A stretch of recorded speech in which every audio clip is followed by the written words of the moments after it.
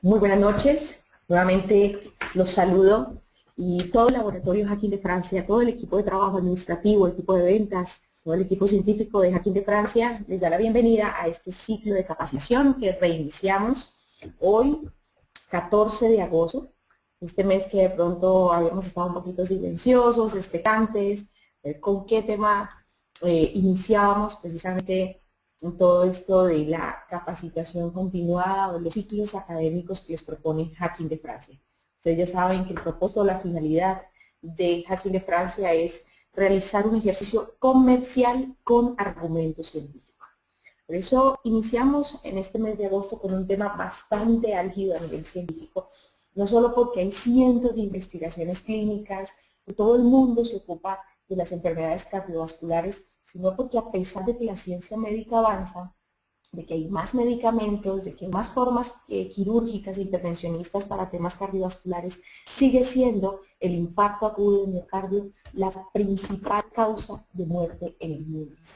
Hoy nos ocupamos de qué es lo que sucede en los pacientes, qué es lo que pasa en las arterias, qué pasa en el sistema orgánico, que el paciente se condiciona a un riesgo inminente de infarto agudo de miocardio. Como ya se nos advertía, es la principal causa de muerte en el mundo, está por encima de los accidentes, del cáncer, de las enfermedades autoinmunes.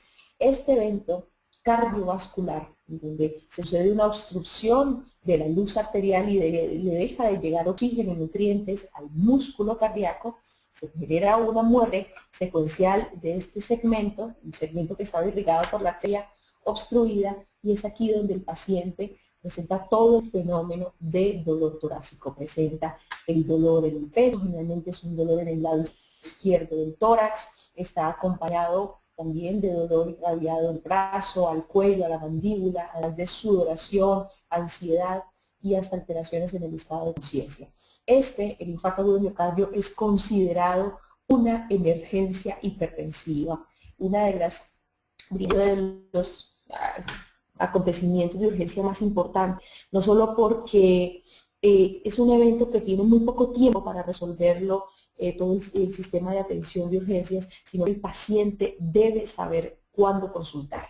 Al respecto de la consulta precoz que debe hacer el paciente, debemos advertir que un 25%, o sea, de 4 pacientes que presentan un infarto agudo de miocardio, un paciente no tiene un dolor típico.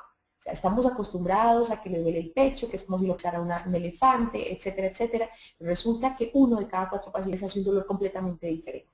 Hace un dolor que se parece al reflujo, hace un dolor en la boca del estómago, como si tuviera un viento, que así lo describen muchos pacientes, un viento en el pecho, en fin. Es un dolor que se conoce como atípico y generalmente se sucede en las embarazadas, en pacientes con diabetes. Es por esto que nosotros, como unos de los que participamos, porque todos los que me están escuchando, ya sea asistentes de tiendas, dueños de tiendas, visitadores médicos, enfermeras, psicólogos, todos, o médicos también nos están acompañando la noche de hoy, pues debemos ser responsables de hacer educación en salud para poder advertirle a nuestros clientes, a los médicos que a veces hasta olvidan esta información básica, de que el evento del infarto agudo de miocardio existe una tipificación que no se encasilla entre el cuadro clínico más frecuente, que los pacientes deben conocerlo y que se debe advertir que el riesgo de muerte es altísimo después de que se presenta la angina instable, o sea, el dolor en reposo, dolor severo y en las características que les he mencionado.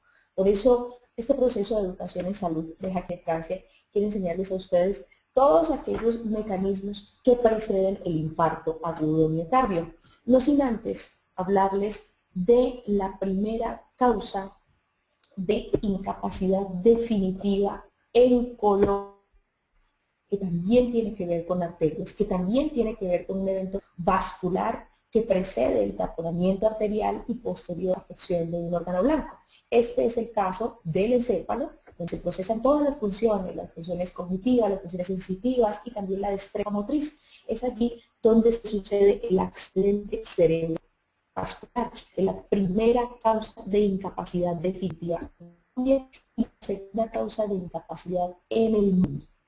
Por aquí me están escuchando que tienen de pronto dificultad con el sonido, por favor me confirman La señora Nancy Paladino me está escribiendo que no tiene buen retorno. Por favor, confírmenme que el sonido sea el adecuado.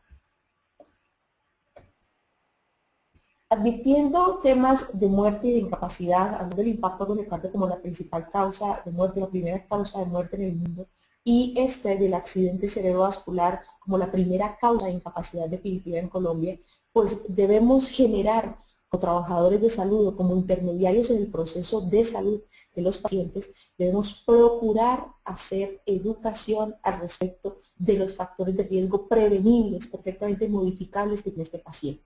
Por eso, si nosotros le advertimos el riesgo a los pacientes con respecto a dolor torácico, con respecto a sus hábitos y con respecto a las consecuencias, tanto en cerebro, en corazón, en ojo, en riñón, estamos haciendo educación en salud y estamos haciendo lo que se llama una medicina preventiva, una medicina intervencionista desde la perspectiva de salud preventiva. Muy bien, me confirman que tiene Noraida, Caterine, Judy, Beatriz, tienen muy buen sonido. Bien, muchísimas gracias por confirmarme que estamos con un sonido de él. Muy bien.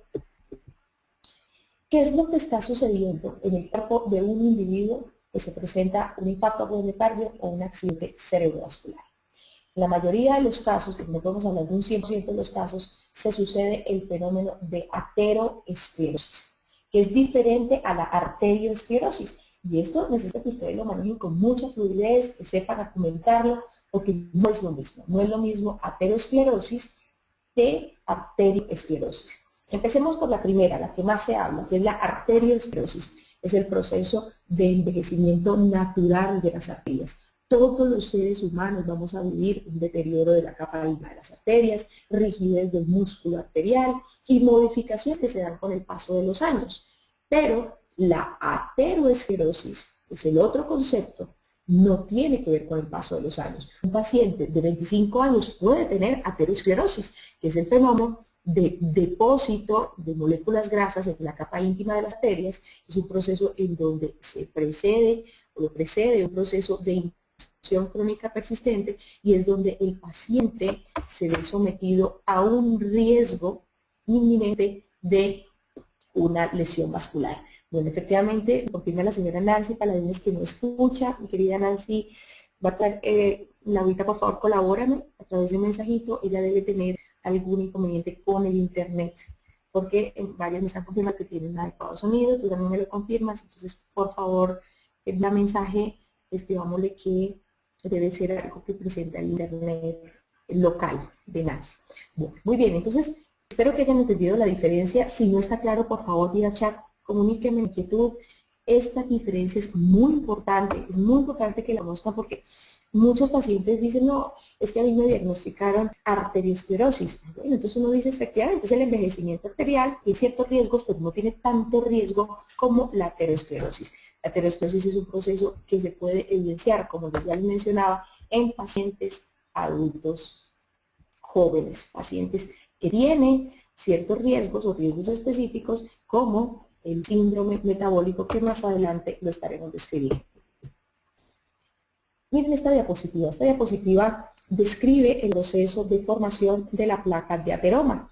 Es una formación que inicia muchas veces desde edades muy tempranas. Por eso es que actualmente se ha divulgado tanto el concepto de salud preventiva en los niños con obesidad, niños con sobrepeso, porque desde edades tempranas se puede estar las lesiones arteriales tipo ateroma, tipo acumulación de moléculas grasas en la capa íntima de las arterias, en donde el riesgo más importante es el desprendimiento de la misma, que se llene de coágulo ese desprendimiento en forma de cicatrización y efectivamente sea lo que genere la obstrucción completa de la arteria. Por eso nosotros hoy nos vamos a concentrar en qué precede la aterosclerosis, qué hay detrás de un proceso de obstrucción arterial, qué pasa en esa arteria, qué pasa en el paciente y qué tiene que hacer ese paciente efectivamente para llegar a un proceso de riesgo cardiovascular por taponamiento arterial. Esta es una de las fotos que más me gusta porque diagrama de manera muy gráfica lo que se sucede en la arteria. Esto que ustedes ven acá es la capa muscular arterial, este es el endotelio, que es uno de los órganos más activos y más extensos de nuestro cuerpo, no solo por la dinámica con diferentes células, sino que tiene la capacidad de producir hormonas tan importantes como el óxido nítrico, que es el que dilata las arterias, es el que de una manera indirecta previene el desarrollo de la hipertensión arterial, pero también es la capa interna de las arterias donde se sucede el proceso de depósito graso, donde se va gestando el proceso de taponamiento arterial. Como ven, esta es una foto que representa la ruptura de la placa aterosclerosis.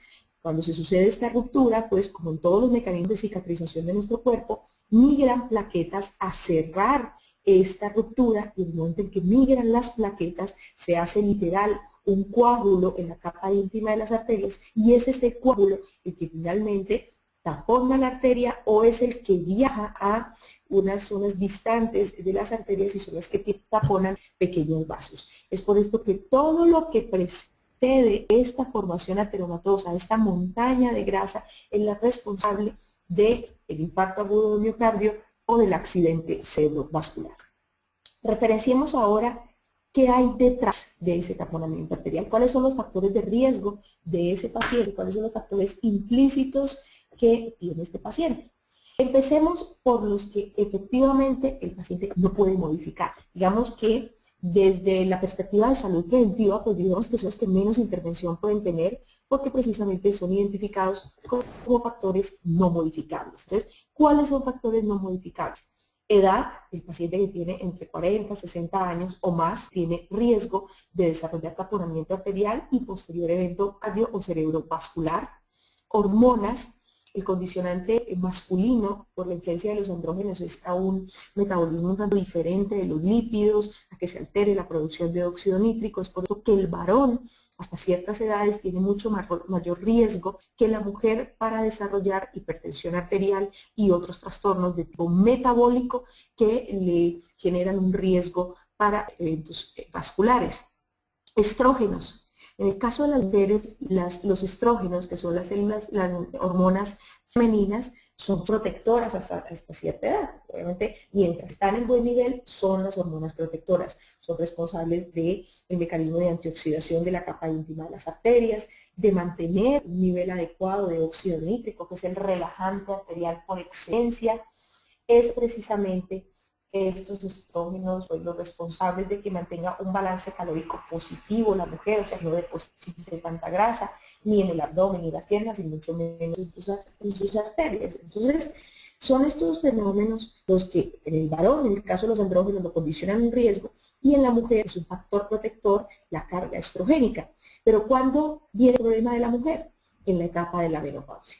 En la etapa de la menopausia, donde disminuyen los estrógenos en una proporción mucho menor al 60% y se pierde ese factor protector arterial de los estrógenos. Por eso la menopausia es un factor de riesgo no modificable para las damas en temas de hipertensión, temas de colesterol triglicéridos altos, de aterosclerosis y finalmente de infarto agudo de miocardio y de accidente cerebrovascular. El tercer y último factor de riesgo no modificable es el condicionante genético. Yo les he mencionado en otras ocasiones que la herencia no sentencia, pero hay una realidad en el componente genético y es que si los padres, en el caso de la mamá o en el caso del papá, mueren de infarto agudo de miocardio o presentan accidente cerebrovascular antes de los 50 años, el individuo, el paciente debe preocuparse, porque es ahí donde toma relevancia el riesgo genético cardiovascular, porque si muere uno de los padres a edades tempranas, el condicionante es mucho mayor. Entonces debemos tener mucha más precaución en pacientes donde los padres han tenido un evento cerebro o cardiovascular precoz. Ahora hablemos de lo que nosotros podemos trabajar. ¿Cómo le podemos ayudar al paciente? Son los factores de riesgo modificables, los que se pueden manejar desde la perspectiva de educación en salud y también desde la perspectiva terapéutica. El primer factor de riesgo modificable es la dieta. Y me equivoqué de diapositiva. La dieta es uno de los factores modificables más importantes que se pueden trabajar a través de educación en salud.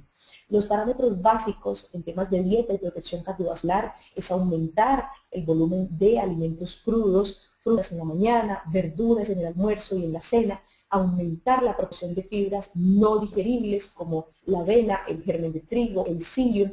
La proporción de fibra ingerida en la dieta debe ocupar el 70% del plato, 70% del desayuno, 70% del almuerzo y de la cena. ¿Cómo podemos aconsejar esto de la nutrición? Pues el desayuno, ya lo hemos dicho aquí, puede ser una fruta picada, una granola con leche vegetal. Eso es un desayuno que aporta 70% de fibra y la fibra en una proporción del 60% vuelve y sale del organismo.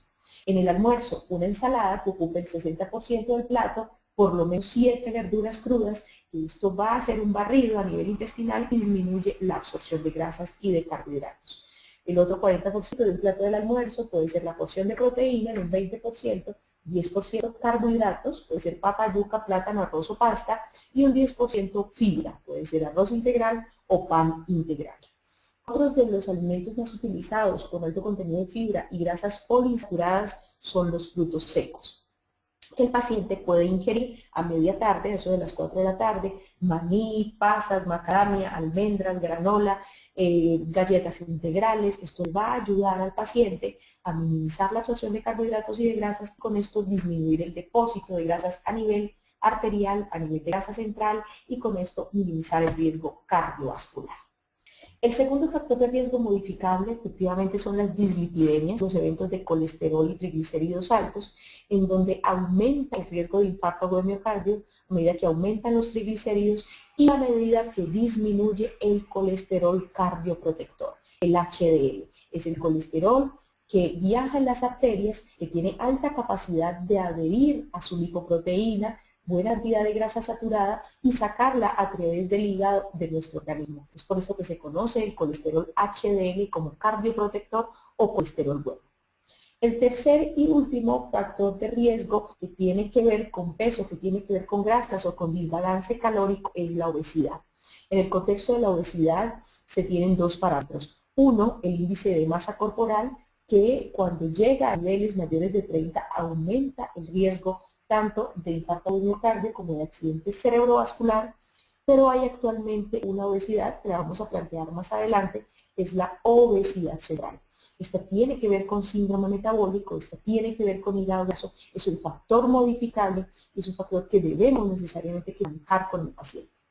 Finalmente, una población selectiva con riesgo cardiovascular es consumidor de tabaco, consumidor de alcohol. Estos son factores modificables que deben manejarse desde la perspectiva psicosocial, desde la epigenética del paciente, en donde debemos entrar a modificar estos hábitos como factores nocivos a nivel arterial, como uno de los aportantes más grandes de radicales libres al organismo.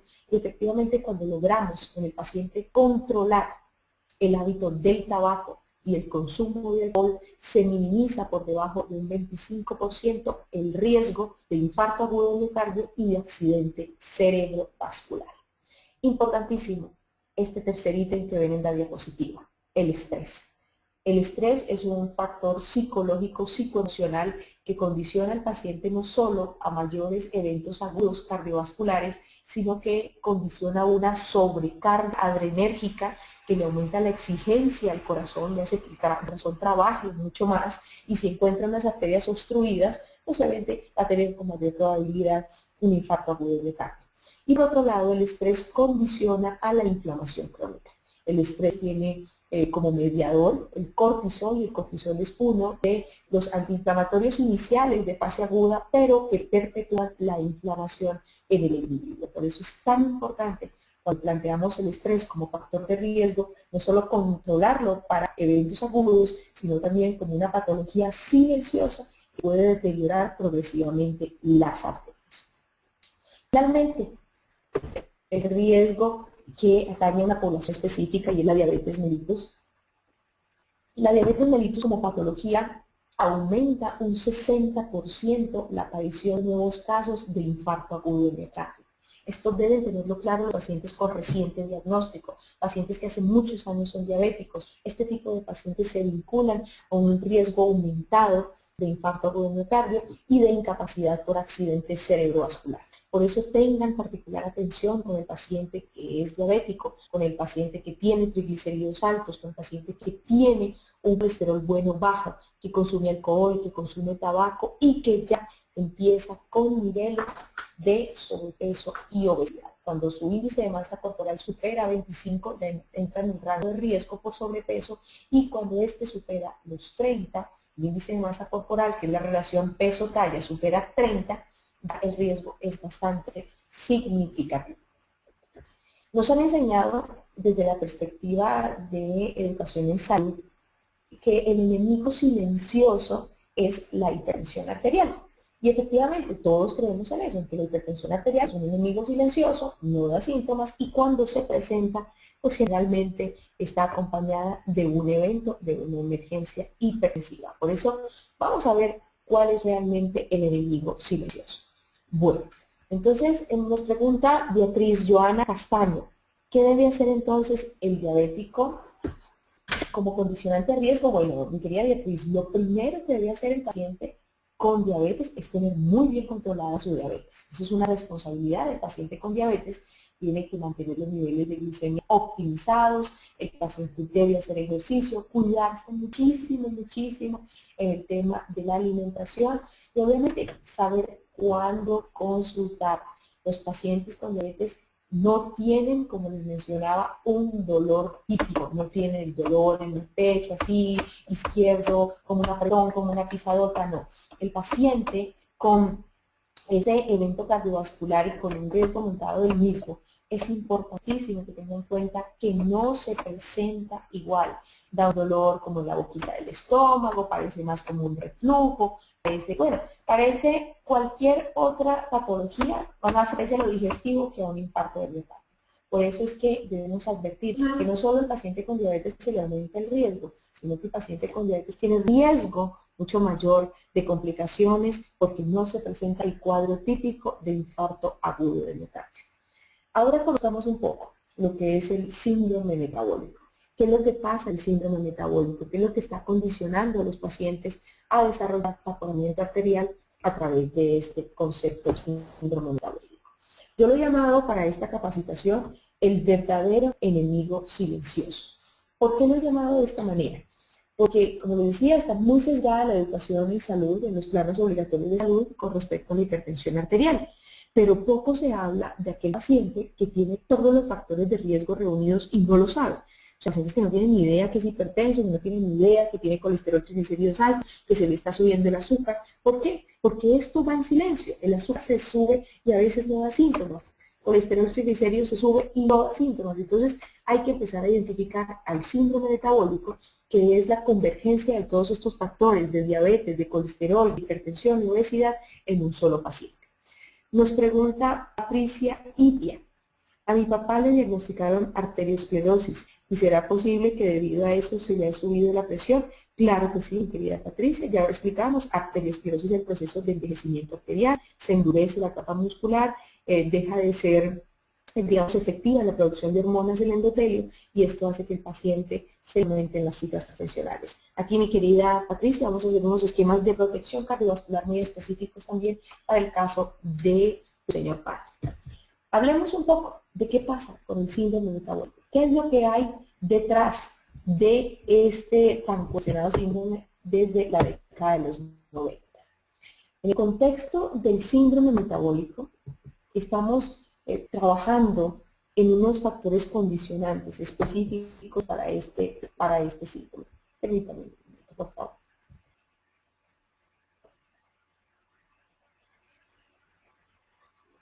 Muy bien.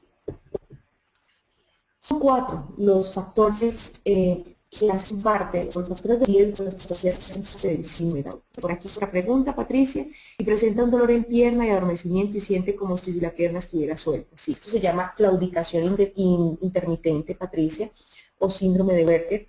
Es un trastorno en donde se tapan las arterias de las extremidades, deja de llegar oxígeno a la parte distal de la extremidad y el paciente siente un dolor insoportable, se le pone fría, un flambre.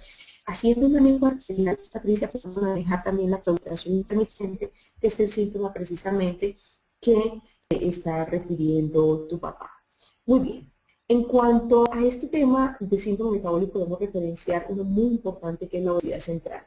no solo nos ocupamos de aquel paciente con índice de masa corporal mayor de 30, sino aquel paciente que tiene además unas medidas de cintura u obesidad central específicas. Resulta que la obesidad central condiciona en un alto porcentaje al desarrollo de hígado graso.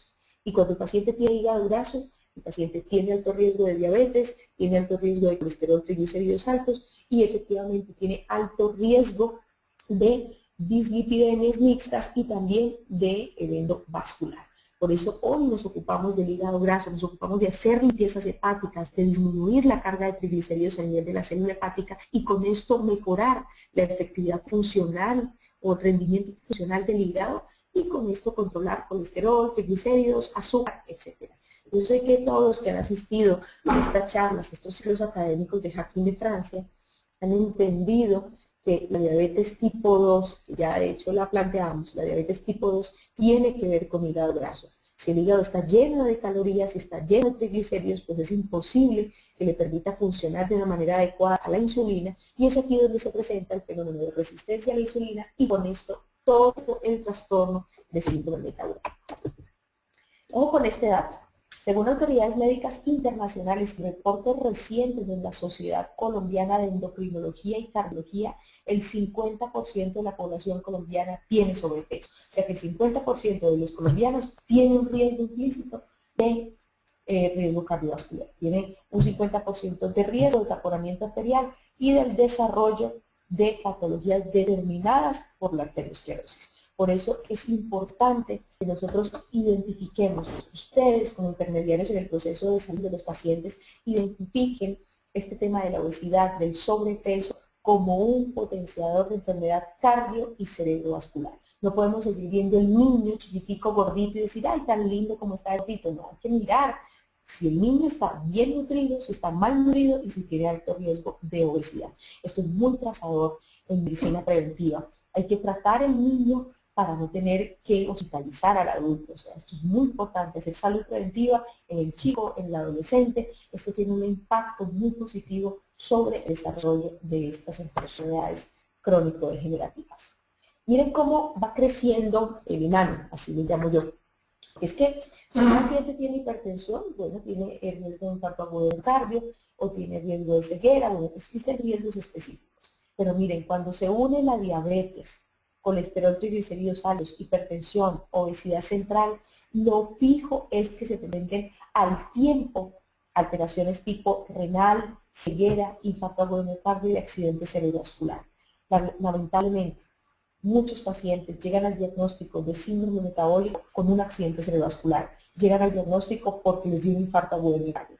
Y no podemos permitir eso, o sea, no podemos permitir que los pacientes sigan muriendo por desconocimiento de sus patologías. Por eso es sano que el paciente adulto joven de 40 años se haga un perfil lipídico, vaya de vez en cuando a un puesto de salud que le tomen la tensión arterial, que haga un tamizaje acerca de su familia, qué riesgo tiene implícito por condicionante genético y estudie un poco su árbol genealógico que le va a ayudar a descubrir qué factores patológicos o condicionantes tiene riesgo para estas patologías. Muy bien, tenemos otra pregunta.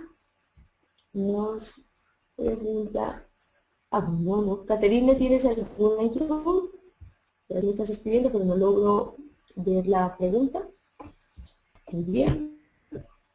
Bueno, entonces vamos a conocer qué es lo que está pasando con el síndrome metabólico y sobre todo con este concepto que quiero que tengan en cuenta.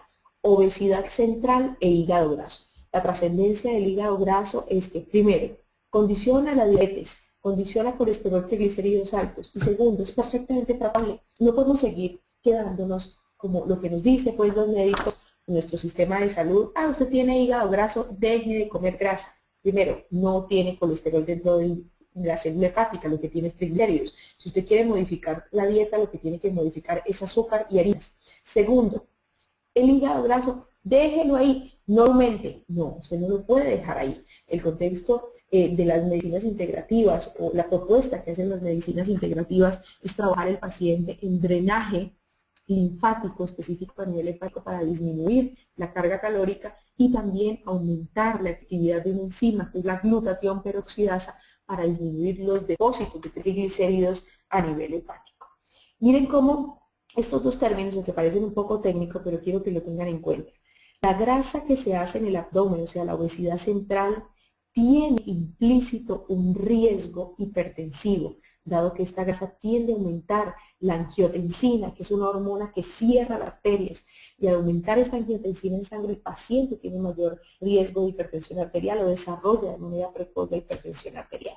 Por eso nosotros somos responsables también de decirle al paciente, mire, no es tanto que usted esté gordito por todos lados, rechonchito en la carita, en los bracitos, no. Si usted tiene la cintura de determinadas medidas, que lo vamos a ver más adelante, usted tiene riesgo de enfermedad cardio y cerebrovascular.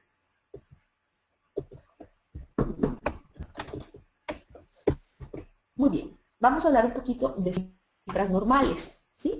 ¿Qué es lo normal de la tensión arterial? ¿Cuál es el valor normal de tensión arterial? ¿Cuál es el valor del azúcar, cintura? En fin. En temas de cifras normales, los valores ideales de tensión arterial 120-80. 120 la sistólica, que es la fuerza en milímetros de mercurio de contracción del músculo cardíaco, y 80, que es la fuerza de relajación del músculo cardíaco. Por eso es muy probable que un paciente que tenga 150, 100, el paciente tiene mucha presión de llenado, o sea, el corazón no se relaja para que le llegue sangrecita, esto hace que fácilmente le dé un infarto agudo del miocardio. Glicemia en ayunas, que es el azúcar antes de que el paciente ingiera algún tipo de alimentos. Lo ideal es que se encuentre en rangos entre 70 y 100 miligramos por decilitro. Los pacientes que tienen un rango por encima de 100, pero no alcanzan 126 miligramos por decilitro, se encuentran en riesgo por intolerancia a los carbohidratos. Es por esto que no solo debemos esperar que nos digan, ah, no, es que la glicemia tiene que llegar a 126 para hacer diabetes. Efectivamente, sí, pero cuando usted ya le empieza a subir por encima de 100, ojo, usted ya no está manejando bien los azúcares, probablemente la insulina no está funcionando de manera adecuada, o no la están dejando trabajar hígado, grasa o músculos. Entonces, es aquí donde uno se debe ocupar de valores de riesgo. Por eso les estoy presentando los valores normales. Bueno, muy bien. Cintura, miren esto de la obesidad central. Entonces no es solo estar gordito por todos lados, sino que si usted tiene solo una cintura y es mujer mayor de 85 y si es varón mayor de 95, usted ya tiene implícito un riesgo cardiovascular. Lo ideal es que la cintura de la mujer esté por debajo de 85 y en el varón 95. Hablemos un poco de las grasas en sangre. ¿Por qué no les coloco valor de colesterol total, de LDL, bueno, todas estas moléculas? Porque efectivamente los que tienen mayor trascendencia en riesgo cardiovascular es el colesterol bueno o HDL, que debe estar siempre por encima de 50 miligramos por decilitro. Y los triglicéridos, que son responsables del hígado graso, que son responsables del taponamiento arterial, deben estar siempre por debajo de 150 miligramos por decilitro. Entonces, estos son los valores normales: tensión arterial, glicemia, cintura y colesterol bueno con triglicéridos. Ahora hablemos de valores de riesgo cardiovascular. ¿Cuándo empieza a uno a preocuparse por cifras que el paciente puede empezar a, digamos, a sugerir que algo está pasando en las arterias? Entonces, tensión arterial mayor de 140/90, aquí ya implícito un riesgo de hipertensión arterial. Glicemia que esté en rangos entre 100, 120, esto lo conocemos como intolerancia a los carbohidratos, y aquí podemos hacer mucha salud preventiva. Aquí podemos modificarle las condiciones de riesgo a los pacientes. Por eso no quiero que esperemos ya este valor que es 126 miligramos por decilitro.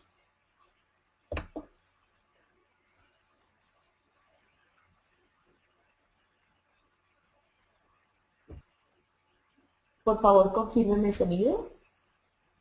Necesito confirmación de sonido.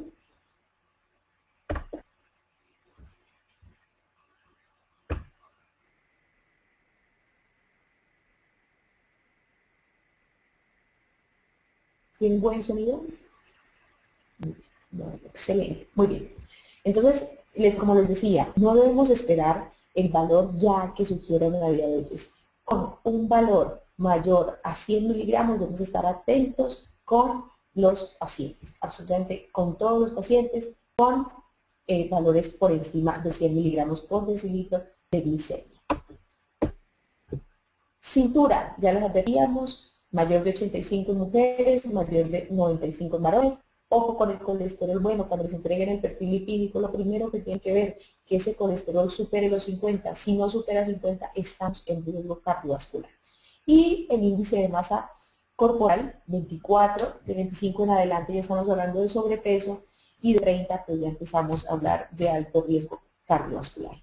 Por eso aquí debemos ejecutar medidas de protección cardiovascular a través de prevención de la enfermedad, promoción de la salud y tratamientos especializados.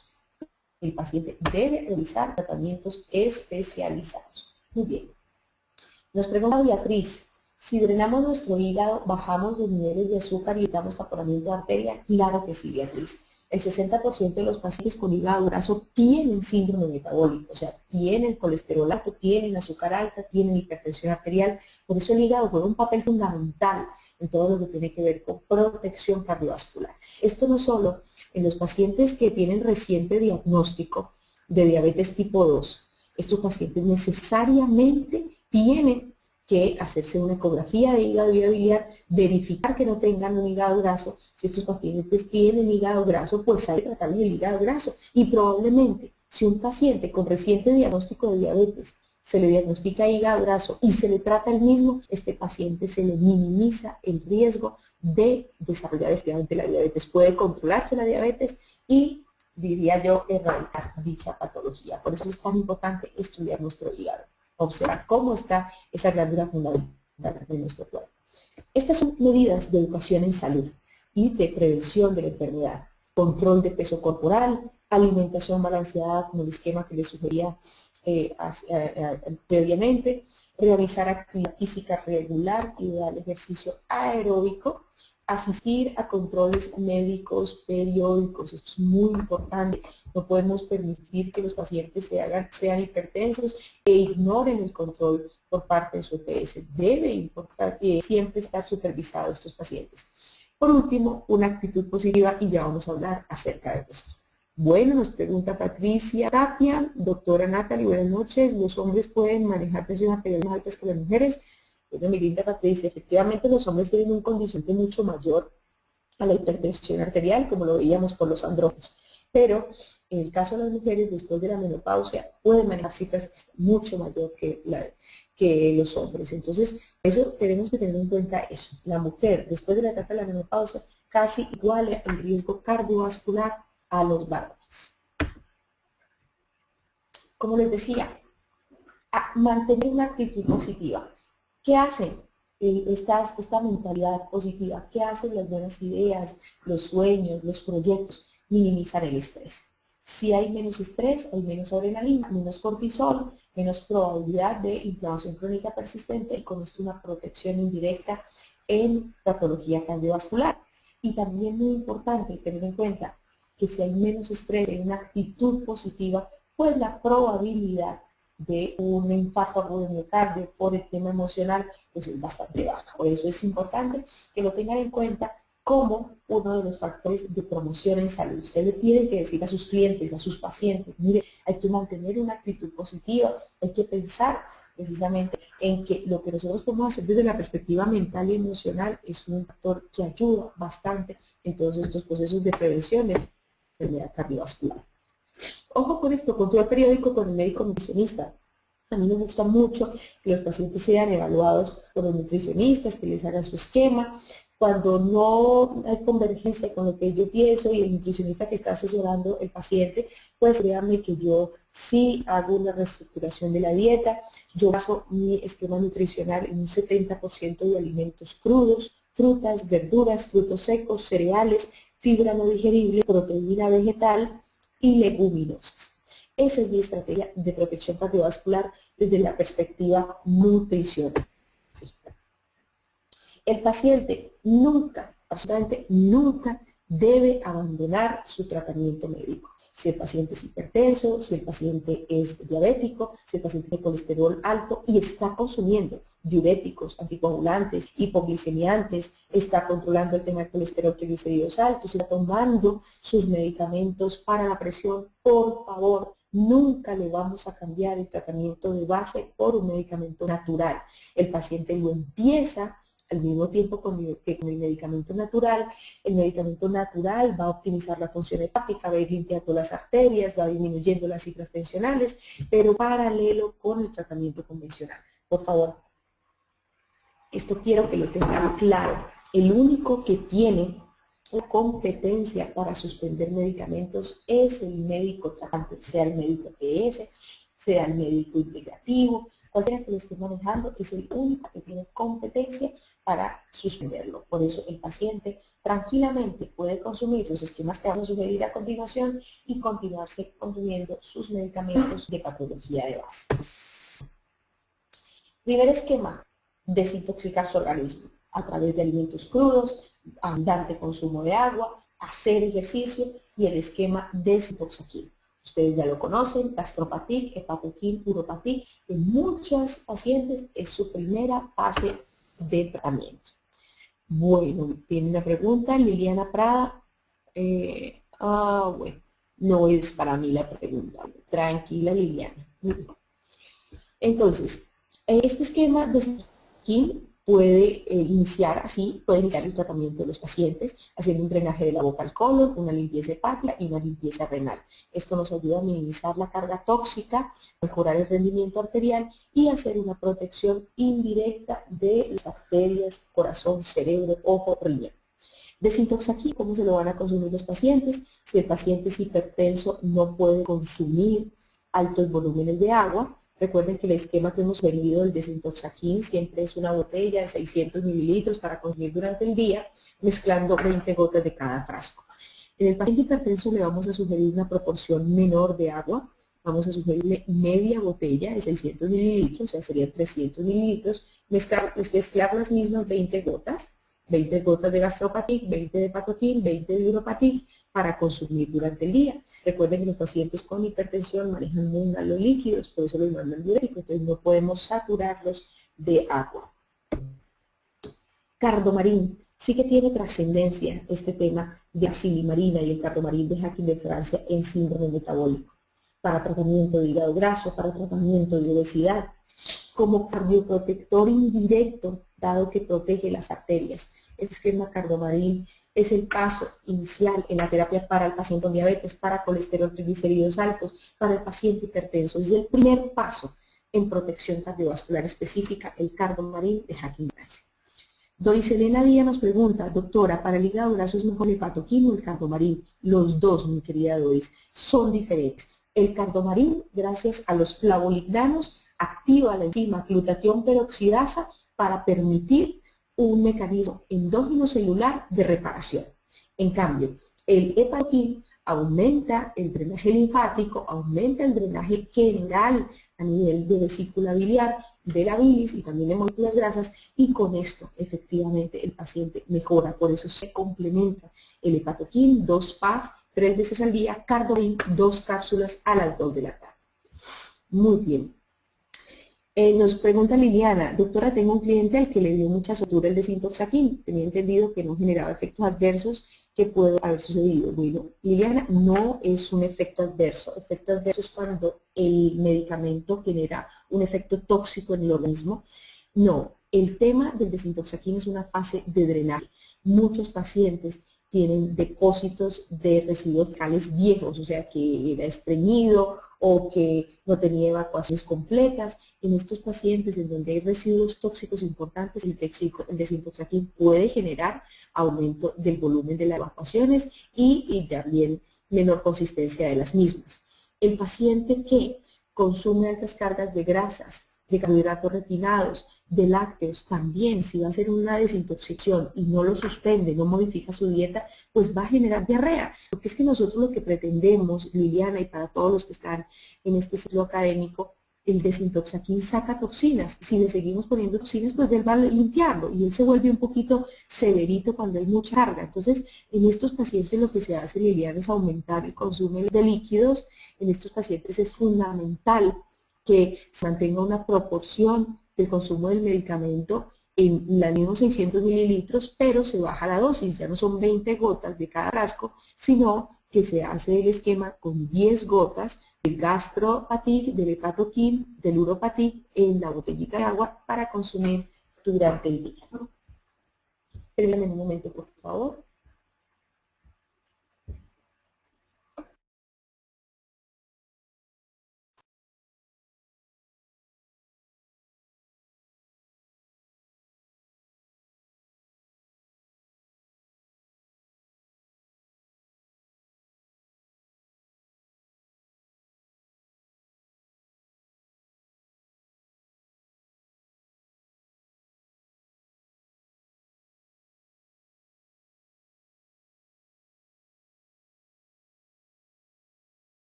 Nos comenta Lili Joana Vargas que a la semana después la paciente estaba consumiendo el cardomarín, se le resecan los ojos, ¿sí? Y que le ha sucedido con otras silimarinas. Bueno, es importante entender qué es lo que sucede. A ver, el cardomarín tiene la capacidad de hacer drenaje hepático, de mantener un equilibrio de sales biliares, de tóxicos, y bueno, de todo lo que empieza a salir de nuestro organismo a través del drenaje hepático. Muchos pacientes empiezan a sacar a través de mucosas las sales biliares. Entonces, cuando esto sucede, puede incrementar esa resequedad. De pronto ella, Lili, ya tenía la resequedad ocular, ya tenía hipoliubicación ocular y esto empeora el síntoma. Entonces, lo que uno hace es, en estos pacientes, ponerle una capsulita día de por medio, abundante líquido, mucha fruta, mucha verdura, acompañarlo de un antioxidante y el paciente genera menos reactividad, pero esto sí, Lili, tiene que ver con un condicionante en el paciente de ojo seco. Por favor,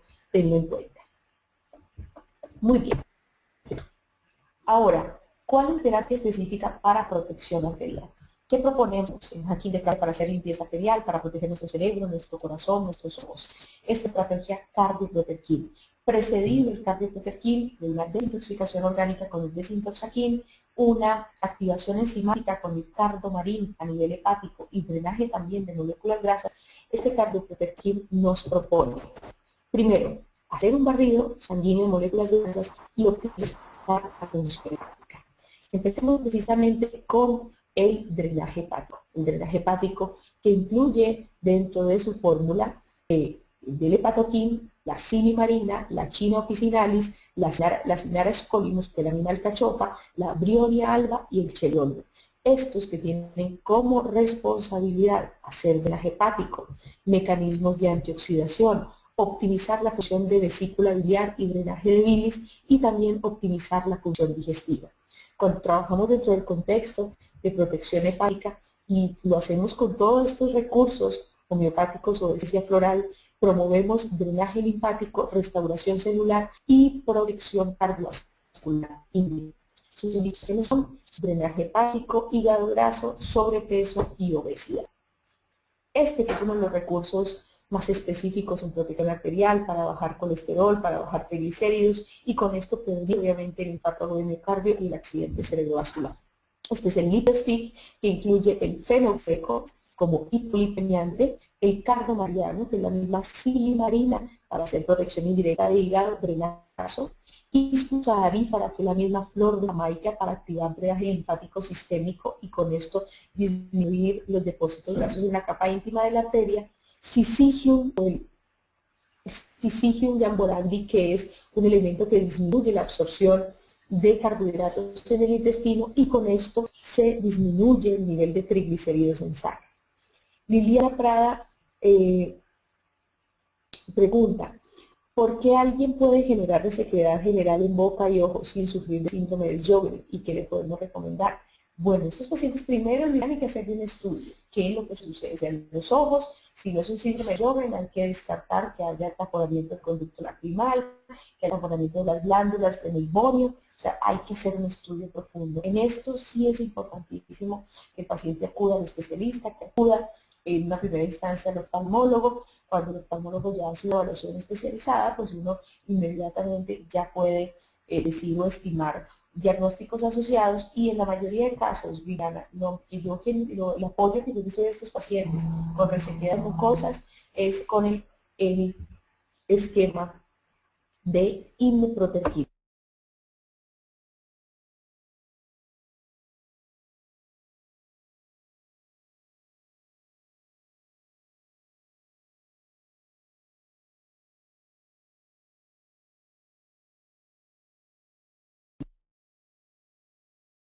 Bueno, tenemos otra pregunta. Doctora, buenas noches. El paciente quiso por él mismo suspender el medicamento antihipertensivo hace varios días y empezó a consumir el cardioproterkin. ¿Qué puede suceder? Yo le dije que la suspensión de los medicamentos tuvo que haberlo hecho bajo supervisión médica. Efectivamente, Jenny, el paciente no tiene autonomía de suspender los medicamentos. No, el paciente debe continuar el consumo de antihipertensivos y paralelo consumir el cardioproterkin. Nosotros no podemos hacer esa sugerencia. Muy bien, si tú se lo advertiste, está muy bien, pero el paciente debe siempre tener una evaluación médica previa para tomar la decisión de suspensión del medicamento antihipertensivo. Todo paciente que toma medicamentos antihipertensivos y los suspende de manera abrupta, se le aumenta el riesgo de infarto y de accidente cerebrovascular. Este es un fenómeno de rebote. Debemos ser muy juiciosos en advertir al paciente que no puede suspender estos medicamentos.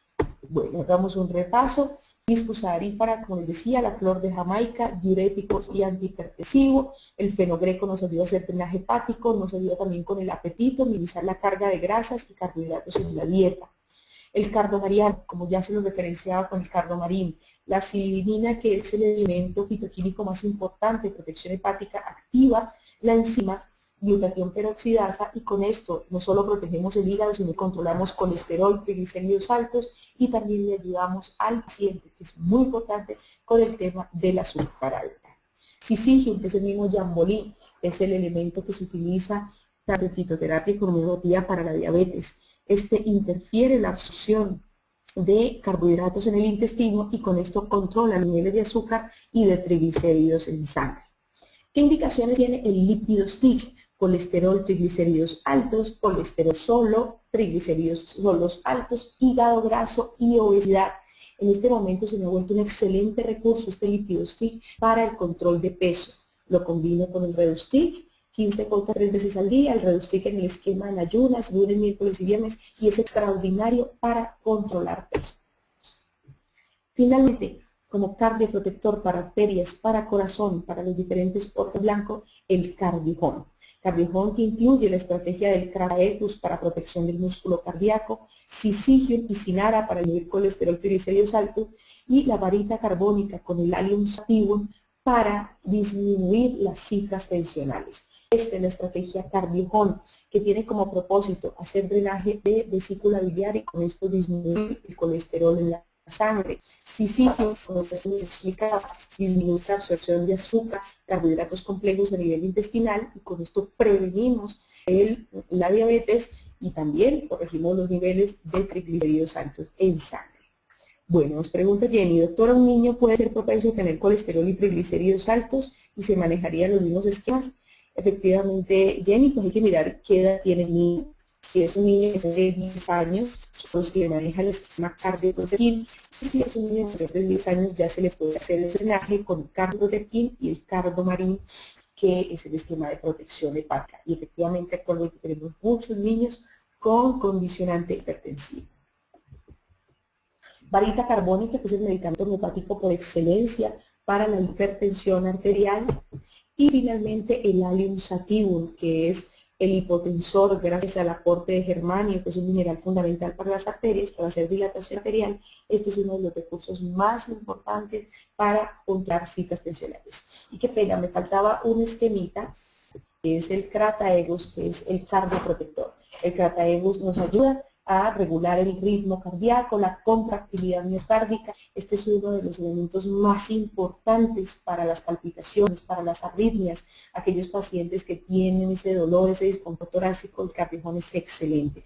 Debemos iniciar con dosis bajitas, 6 gotas en medio vasito de agua, 3 veces al día. Vamos a iniciarlo el cardioproterkin. 6 gotas de cardio, 6 gotas de patoquín, 6 gotas de lipidostick en medio vasito de agua, 3 veces al día. Esto lo hacemos la primera semana. Después de la primera semana, ya 10 gotas de Cardiojón, de hepatoquín, de lipidostick en medio vaso de agua, 3 veces al día. Esa es la dosis regular para que el paciente controle las cifras tensionales, disminuya el colesterol, triglicéridos altos, controle el azúcar alta, y esto es lo que tiene un impacto positivo en el infarto de miocardio y el accidente cerebrovascular. Indicaciones del cardioproterkin, que es muy importante que lo tengan en cuenta. Terapia complementaria, no olviden esto que les estoy poniendo en la diapositiva. Terapia complementaria, porque el paciente debe tomar sus medicamentos de base. Hipertensión arterial, nutrición vascular periférica y regulador del ritmo cardíaco. Esa es la indicación del cardioprotectin. Recuerden, es muy importante tener en cuenta que el paciente no solo es hipertenso muchas veces, que el paciente tiene colesterol alto, tiene azúcar alta, o sea, tiene riesgos aumentados. Tengan en cuenta esto, esto es muy trascendente para hacer un manejo integral. Por eso hoy hemos propuesto en la desintoxicación orgánica con el desintoxaquín, protección hepática, es el responsable del 60% de las alteraciones metabólicas por el carbarín, y el cardioprotectin, que es el elemento de protección arterial específico. Muy bien, hasta aquí hemos llegado con la capacitación de protección cardiovascular.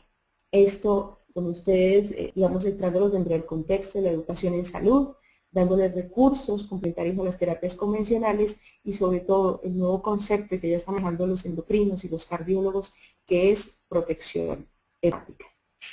¿Tienen alguna pregunta?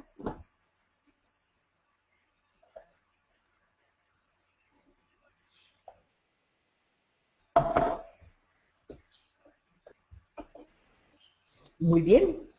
Beatriz, Joana, con mucho gusto. Bueno, para mí es un gusto que ustedes estén compartiendo este espacio académico, que interactúen, porque su conocimiento para mí es fundamental, es de retroalimentación, lo de sus pacientes, efectos colaterales, todo lo que se presente para mí hace parte de la dinámica de este, digamos, este ciclo de educación. Ustedes saben que no es una ponencia, no es una clase, no, es dinámica de conocimiento.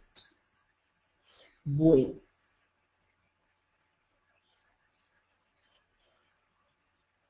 A ver, permítanme, vamos a hacer las rifas.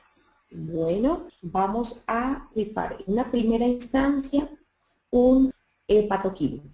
Y primero, pues, quiero que ustedes me digan cuál es la enzima, o sea, el primero que me diga, perdón, aquí hay una inquietud, permítanme, ya les vamos a hacer la rifa. Catalina Moreno, Catalina Rosero, bueno, Cate, un fuerte abrazo. Un abrazo a los chiquitos y gracias por participar en este ciclo académico. Bueno, te vamos a hablar de hepatoquímico con el propósito de hacer protección hepática. Por favor, la persona que contesta me escribe el nombre y la zona. Entonces, la primera pregunta es ¿qué enzima se activa con la silimarina, con el cardoparin del Hacking de Francia? Que es la enzima que permite controlar la diabetes, que es la enzima que permite que el paciente asimile mucho mejor los carbohidratos, el control del colesterol, triglicéridos. ¿Cuál es esa enzima? Por favor, escriben el nombre y la zona.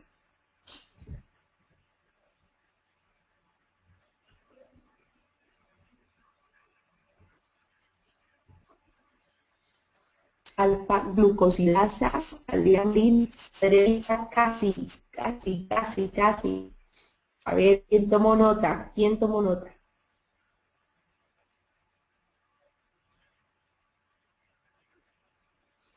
Bueno, vamos a repetirla. Es una pregunta difícil, yo sé que les tiré a corchar, pero bueno, quiero que la aprendan y toman nota. Y la voy a escribir. La glutatión peroxidasa. Gracias a esa enzima, nosotros hemos podido generar mecanismos de protección específica, de que el paciente se prevenga una cirrosis, se prevenga, en fin, patologías degenerativas a nivel hepático. Muy bien, nos dice Liliana, qué triste haber llegado tarde, este tema me interesaba mucho, no está grabado para estudiarlo luego. Bueno, vamos a tener la posibilidad más adelante, Liliana, de estudiar estas capacitaciones virtuales a través de la página web de Hacking de Francia, que es www.hackingdefrancia.com. Recuerden la enzima glutatión peroxidasa. Bueno, entonces, a ver, ¿cuáles enfermedades hacen parte del síndrome metabólico? ¿Quién me las escribe?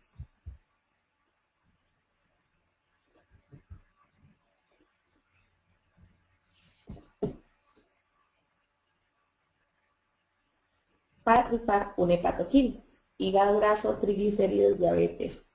Bueno, muy bien, Nancy, falta unita. Por hecho, faltan dos. Nancy, faltan dos. Para el síndrome metabólico. Eso, muy bien, sí. Se la voy a valer, Nancy, se la voy a valer. Hígado graso, triglicéridos, diabetes. Bueno, el síndrome metabólico es diabetes, hipertensión, colesterol, triglicéridos altos y obesidad. Y Nancy, por favor envíame la zona. Nancy Paladines de Popayán. Bueno, muy bien. Por último, ¿quién me dice cuál es la cifra de tensión arterial de riesgo? Yo les puse unos valores normales, pero les puse cifra de riesgo cardiovascular. Por favor, me dicen por lo menos 3 de los valores: tensión arterial, la cintura cuando es de riesgo y los niveles de azúcar. Bueno, muy bien, Doris, 140-90 es la tensión. ¿Y cuáles otros dos que tengan que ver con riesgo cardiovascular? Glicemia 110, perfecto, muy bien. Y falta un tercero.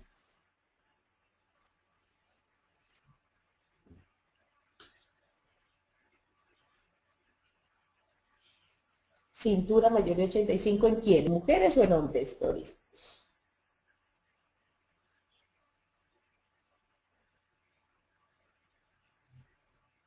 En mujeres. Muy bien, Doris. ¿De qué zona eres? Popayán. Muy bien. Listo. El obsequio para Doris es un lípido stick. Bueno, estos son los obsequios. Hepatoquín para Nancy Paladines, Doris Elena para un lípido stick para Doris Elena. Bueno, mis queridos asistentes, es un gusto para mí haber compartido este ratico de educación en salud. Ustedes saben que el espacio académico de Hacking de Francia es abierto, inviten a sus amigos, inviten a conocidos, pacientes, bueno, con todo gusto. Nos escribe Noraida, muchas gracias doctora por compartir sus conocimientos, con todo gusto Noraida, un abrazo Doris, es con todo gusto, para todos les deseo una feliz noche, un fuerte abrazo. Bendiciones para ti también Jenny, muchas gracias por participar.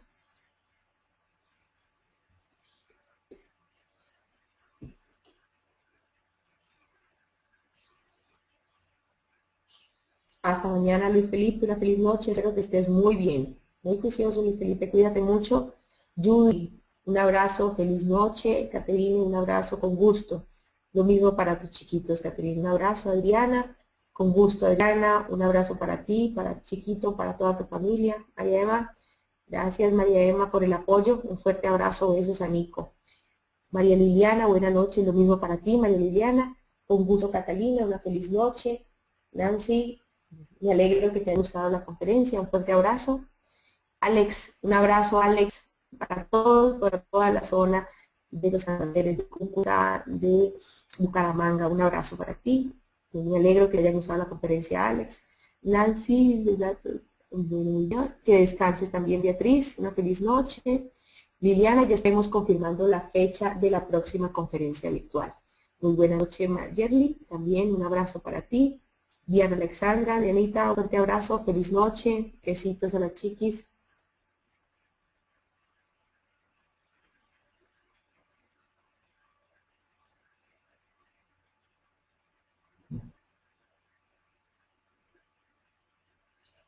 En breve, con mucho gusto, una feliz noche.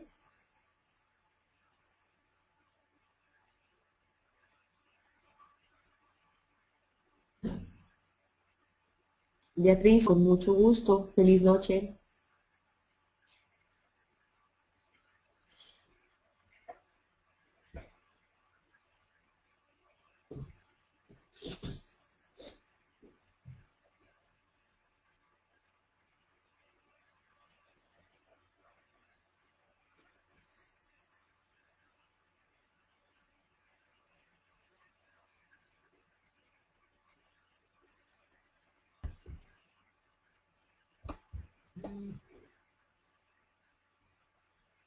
Mil gracias, Laurita, por tu apoyo. Luis Felipe, un fuerte abrazo a todos. Gracias a Dios todo salió muy bien. A ustedes también, que están por ahí, que pronto no se dan cuenta, pero ustedes hacen posible que esto salga muy bien cada noche de capacitación virtual. Un fuerte abrazo y que descansen, Laurita.